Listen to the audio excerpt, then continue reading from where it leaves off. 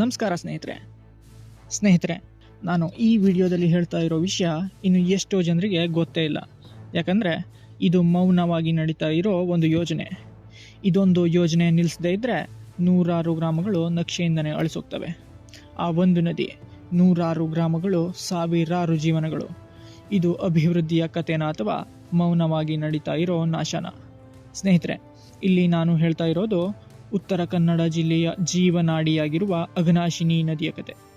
ಈ ನದಿ ಉತ್ತರ ಕನ್ನಡ ಜಿಲ್ಲೆಯ ಶಿರಸಿ ಸಮೀಪದ ಶಂಕರಹೊಂಡ ಎಂಬಲ್ಲಿ ಹುಟ್ಟಿ ಪಶ್ಚಿಮ ಘಟ್ಟದ ಮೂಲಕ ಒಟ್ಟು 124 ಕಿಲೋಮೀಟರ್ ಹರಿದು ಅರಬ್ಬಿ ಸಮುದ್ರ ಸೇರುತ್ತೆ. ಆದರೆ ಇಲ್ಲಿ ವಿಶೇಷತೆ ಏನು ಅಂದರೆ, ಈ ನದಿ ಸಮುದ್ರಕ್ಕೆ ಸೇರೋವರೆಗೂ ಯಾವುದೇ ಅಣೆಕಟ್ಟನ್ನು ಹೊಂದಿಲ್ಲ. ಹಾಗಾಗಿ ಇದನ್ನು ಸ್ವತಂತ್ರವಾಗಿ ಹರಿಯುವ ಅಪರೂಪದ ನದಿ ಅಂತಾರೆ. ಆದರೆ ಇವತ್ತು ಈ ನದಿ ಮೇಲೆ ಒಂದು ಪ್ರಶ್ನಾರ್ಥಕ ಚಿಹ್ನೆ ಮೂಡಿದೆ.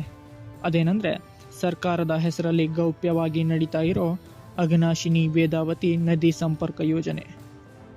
ಸ್ನೇಹಿತರೆ, ಈಗ ಈ ಯೋಜನೆ ಬಗ್ಗೆ ನೋಡೋದಾದರೆ, ಕರ್ನಾಟಕ ಜಲಸಂಪನ್ಮೂಲ ಇಲಾಖೆ ಈ ಯೋಜನೆನ ತಯಾರಿಸಿದ್ದು ನ್ಯಾಷನಲ್ ಪರ್ಸ್ಪೆಕ್ಟಿವ್ ಪ್ಲ್ಯಾನ್ NPP ಅಂದರೆ ಭಾರತ ಸರ್ಕಾರ ರೂಪಿಸಿದ ದೀರ್ಘಕಾಲೀನ ರಾಷ್ಟ್ರೀಯ ನೀರು ಯೋಜನೆ.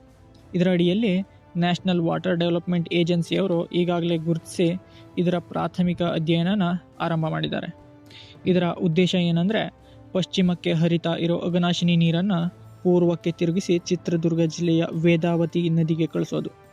ಈ ಪ್ರಾಜೆಕ್ಟ್ನ ಅಂದಾಜು ವೆಚ್ಚ ನೋಡೋದಾದರೆ 23,000 ಕೋಟಿ ಅಂತ ಹೇಳಲಾಗ್ತಾ ಇದೆ.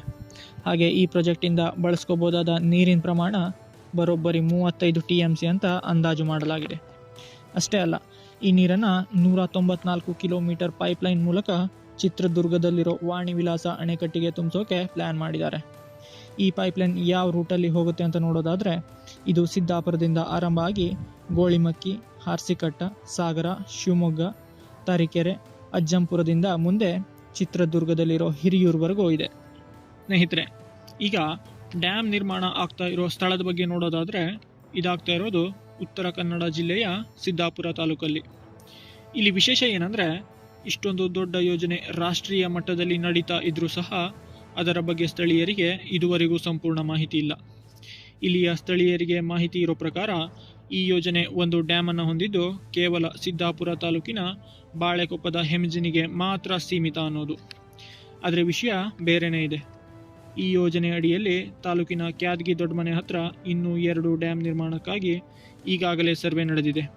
ಒಂದು ವೇಳೆ ಈ ಪ್ರಾಜೆಕ್ಟ್ ಆರಂಭ ಆಯಿತು ಅಂದರೆ ತಾಲೂಕಿನ ನೂರಾರು ಹಳ್ಳಿಗಳು ತಮ್ಮ ಅಸ್ತಿತ್ವನ ಕಳ್ಕೋಬೇಕಾಗುತ್ತೆ. ಈಗ ಇಲ್ಲಿಯ ಜನ ಸ್ಥಳಾಂತರದ ಭೀತಿಯಲ್ಲಿ ಬದುಕ್ತಾ ಇದ್ದಾರೆ.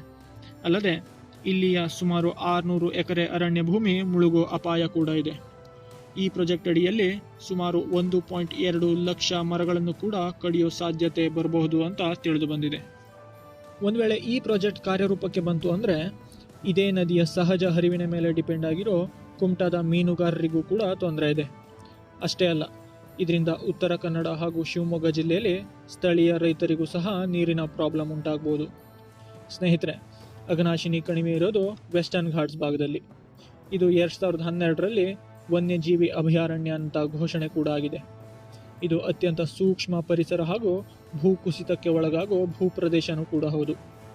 ಈ ಬಗ್ಗೆ ಪರಿಸರವಾದಿಗಳು ಏನು ಹೇಳ್ತಾರೆ ಅಂದರೆ, ಈ ಯೋಜನೆಯಿಂದ ಇಷ್ಟೆಲ್ಲ ಪ್ರಾಬ್ಲಮ್ಸ್ ಇರುವಾಗ ಇದರ ಬಗ್ಗೆ ಸಂಪೂರ್ಣ ಪರಿಶೀಲನೆ ಮಾಡಿ ಅಲ್ಲಿನ ಸ್ಥಳೀಯ ಜನರೊಂದಿಗೆ ಚರ್ಚೆ ಮಾಡಿ ನಿರ್ಧಾರ ಕೈಗೊಳ್ಳಿ ಅಂತ. ಹಾಗಂತ ಈ ನದಿ ವಿಚಾರವಾಗಿ ಈ ರೀತಿ ಪ್ರಾಜೆಕ್ಟ್ ಬಂದಿರೋದು ಇದೇನು ಫಸ್ಟ್ ಟೈಮ್ ಅಲ್ಲ.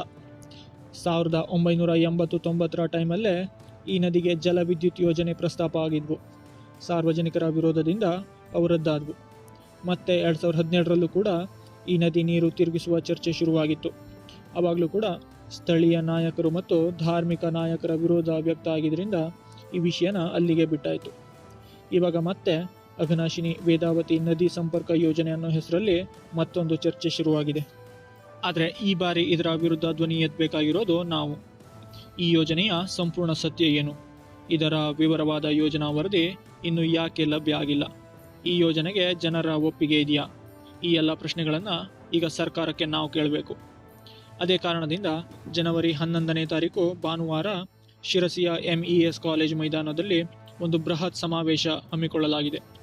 ಆದಷ್ಟು ಹೆಚ್ಚಿನ ಸಂಖ್ಯೆಯಲ್ಲಿ ಈ ಸಮಾವೇಶದಲ್ಲಿ ಪಾಲ್ಗೊಂಡು ನಮ್ಮ ಕೂಗನ್ನು ಸರ್ಕಾರದ ಕಿವಿಗೆ ಮುಟ್ಟಿಸೋಣ. ಈ ವಿಡಿಯೋನ ಆದಷ್ಟು ಶೇರ್ ಮಾಡೋದ್ರ ಮೂಲಕ ಈ ವಿಷಯನ ಹೆಚ್ಚಿನ ಜನರಿಗೆ ತಲುಪಿಸೋ ಜವಾಬ್ದಾರಿ ನಿಮ್ಮದು. ಸ್ನೇಹಿತರೆ, ಮಾಹಿತಿ ಇಷ್ಟ ಆಗಿದ್ರೆ ಲೈಕ್ ಮಾಡಿ. ಹೆಚ್ಚಿನ ಮಾಹಿತಿಗಾಗಿ ಚಾನಲ್ನ ಸಬ್ಸ್ಕ್ರೈಬ್ ಮಾಡೋದನ್ನು ಮರಿಬೇಡಿ ಅಂತ ಹೇಳ್ತಾ ಮುಂದಿನ ವಿಡಿಯೋದಲ್ಲಿ ಮತ್ತೆ ಭೇಟಿಯಾಗೋಣ. ಜೈ ಹಿಂದ್, ಜೈ ಭಾರತ್.